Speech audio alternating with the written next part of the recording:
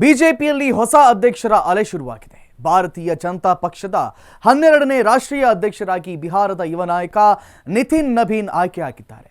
ಅವಿರೋಧವಾಗಿ ನಿತಿನ್ ಈ ಹುದ್ದೆಗೆ ಆಯ್ಕೆಯಾಗಿರುವುದು ವಿಶೇಷ. ನಿತಿನ್ಗೆ ಮೋದಿ, ಅಮಿತ್ ಶಾ ಸೇರಿದಂತೆ ಬಹುತೇಕರ ಬೆಂಬಲವಿದ್ದು ಬಿಜೆಪಿಯನ್ನ ಕಟ್ಟಿ ಬೆಳೆಸಿದ್ದಂತಹ ಅನೇಕರು ನಿರ್ವಹಿಸಿದ್ದಂತಹ ಹುದ್ದೆ ಈಗ ನಿತಿನ್ ನಬೀನ್ ಪಾಲಾಗಿದ್ದು ಮುಂದಿನ 3 ವರ್ಷಗಳ ಕಾಲ ನಿತಿನ್ ಬಿಜೆಪಿಯ ಸಾರಥಿಯಾಗಲಿದ್ದಾರೆ. ಒಂದು ರಾಜಕೀಯ ಪಕ್ಷಕ್ಕೆ ಅಧ್ಯಕ್ಷ ಹುದ್ದೆ ಅನ್ನೋದು ತುಂಬಾ ಮಹತ್ವದ ಹುದ್ದೆ. ಅದರಲ್ಲೂ ಕೂಡ ರಾಷ್ಟ್ರೀಯ ಪಕ್ಷದ ಅಧ್ಯಕ್ಷರು ಅನ್ನೋದು ತುಂಬಾ ದೊಡ್ಡ ಜವಾಬ್ದಾರಿ ಇರುವಂತಹ ಹುದ್ದೆ.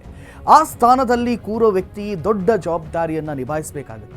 ಇಡೀ ದೇಶದಲ್ಲಿ ಪಕ್ಷದ ಆಗು ಹೋಗುಗಳನ್ನು ನೋಡಿಕೊಳ್ಳೋದು, ದೇಶಾದ್ಯಂತ ಪಕ್ಷದ ಬೇರುಗಳನ್ನು ಗಟ್ಟಿಗೊಳಿಸುವ ಹೊಣೆ ರಾಷ್ಟ್ರೀಯ ಅಧ್ಯಕ್ಷರ ಮೇಲಿರುತ್ತೆ. ಹಾಗಾಗಿ ರಾಷ್ಟ್ರೀಯ ಅಧ್ಯಕ್ಷ ಸ್ಥಾನವನ್ನು ವಹಿಸಿಕೊಳ್ಳೋ ವ್ಯಕ್ತಿ ಸೈದ್ಧಾಂತಿಕವಾಗಿ ಬದ್ಧವಾಗಿರಬೇಕಾಗುತ್ತೆ, ಜೊತೆಗೆ ಸಂಘಟನಾ ಚಾತುರ್ಯವನ್ನು ಹೊಂದಿರಬೇಕಾಗುತ್ತೆ. ಈಗ ವಿಶ್ವದ ಅತಿದೊಡ್ಡ ರಾಜಕೀಯ ಪಕ್ಷ ಅನ್ನಿಸಿಕೊಂಡಿರುವಂತಹ ಬಿಜೆಪಿಯಲ್ಲೂ ಕೂಡ ನೂತನ ರಾಷ್ಟ್ರೀಯ ಅಧ್ಯಕ್ಷರ ಆಯ್ಕೆ ನಡೆದಿದೆ. ಭಾರತೀಯ ಜನತಾ ಪಕ್ಷಕ್ಕೆ ನೂತನ ಅಧ್ಯಕ್ಷರನ್ನ ಆಯ್ಕೆ ಮಾಡಲಾಗಿದೆ. ಕಮಲ ಪಡೆಗೆ ನೂತನ ಸಾರಥಿ ಸಿಕ್ಕಿದ್ದಾರೆ. ಬಿಜೆಪಿಯ ಅಧ್ಯಕ್ಷ ಹುದ್ದೆ ಅನ್ನೋದು 3 ವರ್ಷಗಳ ಅವಧಿಯದ್ದಾಗಿದ್ದು ಒಬ್ಬ ವ್ಯಕ್ತಿ ಸತತ 2 ಬಾರಿ ಮಾತ್ರ ಅಧ್ಯಕ್ಷ ಹುದ್ದೆಯನ್ನ ಮುಂದುವರಿಯೋಕೆ ಅವಕಾಶವಿದೆ. ಪ್ರಸ್ತುತ ಅಧ್ಯಕ್ಷರಾಗಿದ್ದಂಥ JP ನಡ್ಡಾ 2020ರಿಂದ ಈ ಹುದ್ದೆಯಲ್ಲಿದ್ದರು. ಅಧ್ಯಕ್ಷರಾಗಿ 2 ಅವಧಿ ಪೂರೈಸಿರುವಂಥ ನಡ್ಡಾ ಅವಧಿ 2026ಕ್ಕೆ ಕೊನೆಯಾಗಿತ್ತು. ಈಗ ಆ ಜಾಗಕ್ಕೆ ನೂತನ ಅಧ್ಯಕ್ಷರನ್ನ ನೇಮಕ ಮಾಡಲಾಗಿದೆ. ನಡ್ಡಾ ಜಾಗಕ್ಕೆ ನೇಮಕವಾಗಿರುವಂಥ ಬಿಜೆಪಿಯ ನೂತನ ಸಾರಥಿ ಯಾರು ಅಂದರೆ ಬಿಹಾರದ ನಿತಿನ್ ನಬೀನ್ ಅಂತ ಹೇಳಿ. ಬಿಹಾರದ 45 ವರ್ಷದ ಯುವ ನಾಯಕ ನಿತಿನ್ ನಬೀನ್ ಭಾರತೀಯ ಜನತಾ ಪಕ್ಷದ 12ನೇ ರಾಷ್ಟ್ರೀಯ ಅಧ್ಯಕ್ಷರಾಗಿ ನೇಮಕಗೊಂಡಿದ್ದಾರೆ. ಜನವರಿ 20ರಂದು ಸಂಘಟನಾ ಪರ್ವ ಮೂಲಕ ನೂತನ ಅಧ್ಯಕ್ಷರನ್ನ ಆಯ್ಕೆ ಮಾಡಲಾಗಿದೆ. ಕಳೆದ ಡಿಸೆಂಬರ್ 14ರಿಂದ ಪಕ್ಷದ ರಾಷ್ಟ್ರೀಯ ಕಾರ್ಯಾಧ್ಯಕ್ಷರಾಗಿ ಕೂಡ ನಿತಿನ್ ಸೇವೆಯನ್ನು ಸಲ್ಲಿಸಿದ್ದಾರೆ. ಆ ಮೂಲಕ ಇದೇ ಮೊದಲ ಬಾರಿಗೆ ಬಿಜೆಪಿ ಯುವ ಅಧ್ಯಕ್ಷರ ನೇತೃತ್ವವನ್ನು ಕಾಣ್ತಾ ಇದೆ. ಜೊತೆಗೆ ಈ ನಿತಿನ್ ನಬೀನ್ ಅವಿರೋಧವಾಗಿ ಅಧ್ಯಕ್ಷ ಪಟ್ಟಕ್ಕೆ ಆಯ್ಕೆಯಾಗಿರುವುದು ವಿಶೇಷ. ಸಾಮಾನ್ಯವಾಗಿ ಪಕ್ಷದ ಅಧ್ಯಕ್ಷ ಸ್ಥಾನಕ್ಕೆ ಒಂದಕ್ಕಿಂತ ಅಧಿಕ ವ್ಯಕ್ತಿಗಳು ನಾಮಪತ್ರವನ್ನು ಸಲ್ಲಿಸಿದರೆ ಅಧ್ಯಕ್ಷರ ಆಯ್ಕೆಗೆ ಚುನಾವಣೆ ನಡೆಯುತ್ತೆ. ಬಹುತೇಕ ಸಂದರ್ಭಗಳಲ್ಲಿ ಪಕ್ಷದ ಹುದ್ದೆಗೆ ಒಂದಕ್ಕಿಂತ ಹೆಚ್ಚು ಆಕಾಂಕ್ಷಿಗಳಿರ್ತಾರೆ. ಹಾಗಾಗಿ ಅನೇಕ ನಾಮಪತ್ರಗಳು ಸಲ್ಲಿಕೆಯಾಗುತ್ತವೆ. ಆದರೆ ಈ ಬಾರಿ ಬಿಜೆಪಿ ರಾಷ್ಟ್ರಾಧ್ಯಕ್ಷರ ಅವಿರೋಧವಾಗಿ ಆಯ್ಕೆಯಾಗಿದ್ದಾರೆ. ಈ ಬಾರಿ ರಾಷ್ಟ್ರೀಯ ಅಧ್ಯಕ್ಷರ ಚುನಾವಣಾ ಪ್ರಕ್ರಿಯೆಯಲ್ಲಿ ಕೇವಲ ನಿತಿನ್ ಒಬ್ಬರೇ ನಾಮಪತ್ರವನ್ನು ಸಲ್ಲಿಸಿದರು. ಪೂರ್ವ ನಿರ್ಧಾರಿತವಾದಂತೆ ಈ ಹುದ್ದೆಗೆ ಬೇರೆ ಯಾರೂ ಕೂಡ ನಾಮಪತ್ರವನ್ನು ಸಲ್ಲಿಸಿರಲಿಲ್ಲ.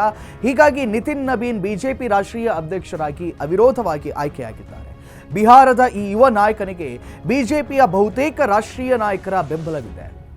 ಒಂದು ರಾಷ್ಟ್ರೀಯ ಪಕ್ಷದಲ್ಲಿ ಮಹತ್ವದ ಹುದ್ದೆಗೆ ಏರಬೇಕಾದ್ರೆ ಆ ಪಕ್ಷದ ರಾಷ್ಟ್ರಮಟ್ಟದ ನಾಯಕರ ಬೆಂಬಲವನ್ನು ಗಳಿಸುವುದು ಅವಶ್ಯಕವಾಗಿರುತ್ತೆ. ರಾಷ್ಟ್ರೀಯ ನಾಯಕರ ಬೆಂಬಲವಿರುವಂತಹ ಯಾವುದೇ ವ್ಯಕ್ತಿ ಪಕ್ಷದಲ್ಲಿ ಸುಲಭವಾಗಿ ಉನ್ನತ ಹುದ್ದೆಗೆ ಏರ್ತಾನೆ.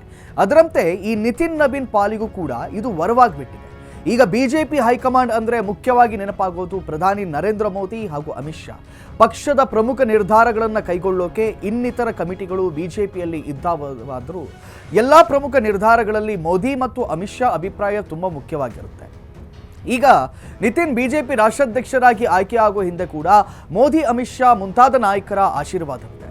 ಜಸ್ಟ್ 45 ವರ್ಷದ ನಿತಿನ್ ನಬೀನ್ ಈಗ ಕೇಸರಿ ಪಾಳೆಯದ ರಾಷ್ಟ್ರೀಯ ಅಧ್ಯಕ್ಷರಾಗಿ ನೇಮಕವಾಗಿದ್ದಾರೆ. ಈ ಯುವ ನಾಯಕ ಕಮಲ ಪಡೆಯ ಸಾರಥಿಯಾಗೋದ್ರೆ ಹಿಂದೆ ರಾಷ್ಟ್ರೀಯ ನಾಯಕರ ಬೆಂಬಲವಿದೆ. ಬಿಹಾರದ ಈ ನಾಯಕನಿಗೆ ಪ್ರಧಾನಿ ನರೇಂದ್ರ ಮೋದಿ, ಗೃಹ ಸಚಿವ ಅಮಿತ್ ಶಾ, ರಕ್ಷಣಾ ಸಚಿವ ರಾಜನಾಥ್ ಸಿಂಗ್ ಸೇರಿದಂತೆ ಬಹುತೇಕ ರಾಷ್ಟ್ರೀಯ ನಾಯಕರ ಬೆಂಬಲವಿದೆ. ಇದೇ ಕಾರಣಕ್ಕೆ ಬಿಜೆಪಿಯ ರಾಷ್ಟ್ರೀಯ ಅಧ್ಯಕ್ಷ ಸ್ಥಾನ ನಿತಿನ್ಗೆ ಒಲಿತು ಬಂದಿತ್ತು. ಅದಕ್ಕೆ ಅವಿರೋಧವಾಗಿ ಆಯ್ಕೆಯಾಗಿದ್ದಾರೆ. ಕೇವಲ ರಾಷ್ಟ್ರೀಯ ನಾಯಕರ ಬೆಂಬಲ ಮಾತ್ರವಲ್ಲ, ಒಬ್ಬ ಸಂಘಟನಾ ಚತುರ ಅನ್ನೋದು ಕೂಡ ನಿತಿನ್ ನಬೀನ್ನ ಪಾಲಿಗಿರುವಂತಹ ಪ್ಲಸ್ ಪಾಯಿಂಟ್. ಬಿಹಾರ ಮೂಲದವರಾದಂಥ ನಿತಿನ್ ನಬೀನ್ ಸಂಘಟನಾ ಚತುರ ಅಂತಲೇ ಹೆಸರಾಗಿದ್ದಾರೆ. ನಿತಿನ್ ಈಗಾಗಲೇ ಡಿಸೆಂಬರ್ 14ರಿಂದ ಬಿಜೆಪಿಯ ರಾಷ್ಟ್ರೀಯ ಕಾರ್ಯಾಧ್ಯಕ್ಷರಾಗೂ ಕೂಡ ಸೇವೆಯನ್ನು ಸಲ್ಲಿಸಿದ್ದಾರೆ. ಬಿಹಾರದಲ್ಲಿ ಬಿಜೆಪಿಯ ಹಿರಿಯ ನಾಯಕರನ್ನಿಸಿಕೊಂಡಿರುವಂಥ ನಿತಿನ್ ನಬೀನ್ ಅಲ್ಲಿನ ವಿಧಾನಸಭೆಗೆ 5 ಬಾರಿ ಆಯ್ಕೆಯಾಗಿದ್ದಾರೆ. ಬಿಹಾರ ಸರ್ಕಾರದ ಮಾಜಿ ಸಚಿವರು ಕೂಡ ಆಗಿದ್ದಾರೆ. ಇಂತಹ ನಿತಿನ್ ಪಕ್ಷ ಸಂಘಟನೆಯಲ್ಲಿ ಹಾಗೂ ಆಡಳಿತ ಚತುರ ಎನಿಸಿಕೊಂಡಿದ್ದು ಅಪಾರ ರಾಜಕೀಯ ಅನುಭವವನ್ನು ಹೊಂದಿದ್ದಾರೆ. 2 ದಶಕಗಳಿಂದ ಅಂದರೆ 2006ರಿಂದ ಸಕ್ರಿಯ ರಾಜಕಾರಣದಲ್ಲಿದ್ದಾರೆ. ಇಂತಹ ರಾಜಕಾರಣಿಗೆ ಬಿಜೆಪಿಯ ಹಲವು ಮಹಾನ್ ನಾಯಕರನ್ನ ನಿರ್ವಹಿಸಿದ್ದಂತಹ ಮಹತ್ವದ ಹುದ್ದೆ ಒಲಿದು ಬಂದಿದೆ.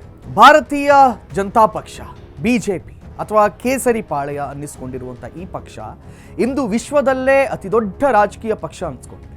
ರಾಮ ಜನ್ಮಭೂಮಿ ರಥಯಾತ್ರೆಯಿಂದ ಆರಂಭವಾದಂತಹ ಬಿಜೆಪಿಯ ವಿಜಯ ಯಾತ್ರೆ ಈಗ ವಿಶ್ವದ ಅತಿದೊಡ್ಡ ಪಕ್ಷ ಎಂಬಲ್ಲಿಗೆ ಬಂದು ನಿಂತಿದೆ. ದೇಶದಲ್ಲಿ ಬಿಜೆಪಿ ಈ ಮಟ್ಟಿಗೆ ಬೆಳವಣಿಗೆ ಹೊಂದೋಕೆ ಅನೇಕ ನಾಯಕರು ತಮ್ಮ ಕೊಡುಗೆಯನ್ನು ಸಲ್ಲಿಸಿದ್ದಾರೆ. ಕೋಟ್ಯಾಂತರ ಕಾರ್ಯಕರ್ತರ ಬೆವರಿನ ಶ್ರಮವಿದೆ. ಅದರಲ್ಲೂ ಕೂಡ ರಾಷ್ಟ್ರ ಮಟ್ಟದಲ್ಲಿ ಬಿಜೆಪಿ ಅಧ್ಯಕ್ಷ ಹುದ್ದೆಯ ಚುಕ್ಕಾಣಿ ಹಿಡಿಯುವ ಮೂಲಕ ಪಕ್ಷದ ಬೇರುಗಳನ್ನು ಹಲವರು ಗಿಟ್ಟಿಸಿಕೊಳಿಸಿದ್ದಾರೆ. 50ರ ದಶಕದಲ್ಲಿ ಭಾರತೀಯ ಜನಸಂಘ ಆರಂಭವಾಗಿದ್ದು ಶ್ಯಾಮ್ ಪ್ರಸಾದ್ ಮುಖರ್ಜಿ ಅವರ ಅಧ್ಯಕ್ಷತೆಯಲ್ಲಿ. 1951ರಲ್ಲಿ ಆರಂಭವಾದಂತಹ ಜನಸಂಘ 1977ರವರೆಗಿನ 26 ವರ್ಷಗಳ ಅವಧಿಯಲ್ಲಿ 12 ಜನ ಅಧ್ಯಕ್ಷರನ್ನು ಕಂಡಿದೆ. ತುರ್ತು ಪರಿಸ್ಥಿತಿ ವಿರುದ್ಧದ ಹೋರಾಟದ ಪೂರ್ಣಗೊಂಡ ನಂತರ 1980ರ ಏಪ್ರಿಲ್ 6ರಂದು ಭಾರತೀಯ ಜನಸಂಘ ಭಾರತೀಯ ಜನತಾ ಪಕ್ಷವಾಗಿ ರೂಪಾಂತರಗೊಳ್ಳಿತು. ಜನಸಂಘ ಬಿಜೆಪಿಯಾಗಿ ರೂಪಾಂತರಗೊಂಡ ಮೇಲೆ ಇಲ್ಲಿವರೆಗೂ 11 ಅಧ್ಯಕ್ಷರನ್ನ ಮಾತ್ರ ಕಂಡಿದೆ. ಈ ಪೈಕಿ ಬಿಜೆಪಿ ಭೀಷ್ಮ ಅಂತಲೇ ಕರೆಸಿಕೊಳ್ಳುವಂತಹ ರಾಮ ರಥಯಾತ್ರೆಯ ಮೂಲಕ ಬಿಜೆಪಿಗೆ ದೇಶಾದ್ಯಂತ ಅಡಿಪಾಯ ಹಾಕಿಕೊಟ್ಟಂತ LK ಅಡ್ವಾಣಿ ಅವರು ಸುದೀರ್ಘ 3 ಅವಧಿಗೆ ಬಿಜೆಪಿ ರಾಷ್ಟ್ರಾಧ್ಯಕ್ಷರಾಗಿ ಸೇವೆಯನ್ನು ಸಲ್ಲಿಸಿದ್ದಾರೆ.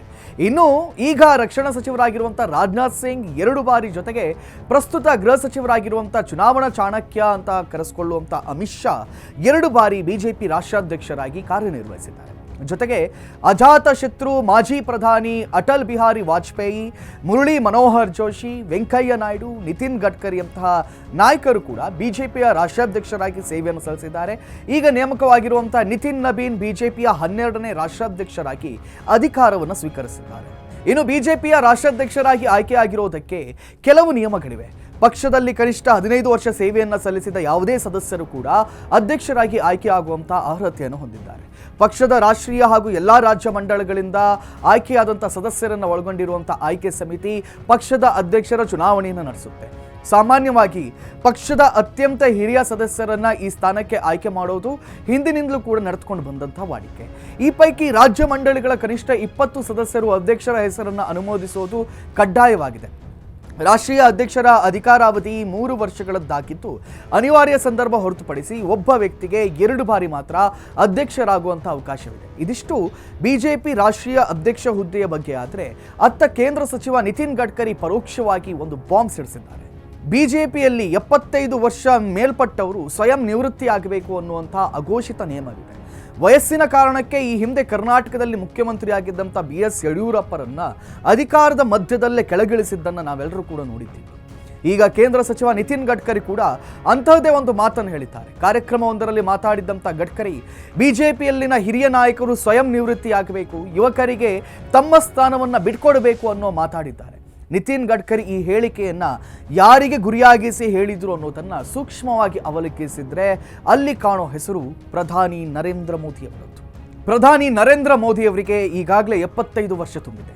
ಈ ಹಿಂದೆ RSS ಮುಖ್ಯಸ್ಥರಾದಂಥ ಮೋಹನ್ ಭಾಗವತ್ ಕೂಡ 75 ವರ್ಷ ತುಂಬಿದ ಬಿಜೆಪಿ ನಾಯಕರು ನಿವೃತ್ತರಾಗಬೇಕು ಅಂದಿದ್ದ ಹೇಳಿಕೆ ದೊಡ್ಡ ಸದ್ದು ಮಾಡಿತ್ತು. ಮೋದಿ ಅವರನ್ನೇ ಗುರಿಯಾಗಿಸಿ ಭಾಗವತರು ಈ ಹೇಳಿಕೆಯನ್ನು ನೀಡಿದ್ದಾರೆ ಅನ್ನುವಂಥ ಗುಲ್ಲೆ ಬಿತ್ತು. ಕೊನೆಗೆ ಸ್ವತಃ ಮೋಹನ್ ಭಾಗವತ್ ತಮ್ಮ ಹೇಳಿಕೆಗೆ ಸ್ಪಷ್ಟನೆಯನ್ನು ಕೂಡ ಕೊಟ್ಟಿತು. ಈಗ ನಿತಿನ್ ಗಡ್ಕರಿ ಕೂಡ ಇಂತಹದೇ ಹೇಳಿಕೆಯನ್ನು ನೀಡುವ ಮೂಲಕ ಪರೋಕ್ಷವಾಗಿ ಮೋದಿ ಅವರನ್ನೇ ಟಾರ್ಗೆಟ್ ಮಾಡಿದ್ರ ಅನ್ನುವಂಥ ಅನುಮಾನ ಮೂಡೋದು ಸುಳ್ಳಲ್ಲ. ಬಿಜೆಪಿಯ 12ನೇ ರಾಷ್ಟ್ರೀಯ ಅಧ್ಯಕ್ಷರಾಗಿ ಬಿಹಾರದ ನಿತಿನ್ ನಬೀನ್ ಅವಿರೋಧವಾಗಿ ಆಯ್ಕೆಯಾಗಿದ್ದಾರೆ. ಅತ್ತ ಬಿಜೆಪಿಯ ಹಿರಿಯ ನಾಯಕರು ಸ್ವಯಂ ನಿವೃತ್ತಿಯಾಗಬೇಕು ಅಂದಿದ್ದಾರೆ ಸಚಿವ ನಿತಿನ್ ಗಡ್ಕರಿ. ಗಡ್ಕರಿ ಯಾರನ್ನ ಗುರಿಯಾಗಿಸಿ ಈ ಮಾತು ಹೇಳಿದ್ದಾರೆ ಅನ್ನೋದು ಈಗ ಗುಟ್ಟಾಗೇನೂ ಉಳಿದಿಲ್ಲ.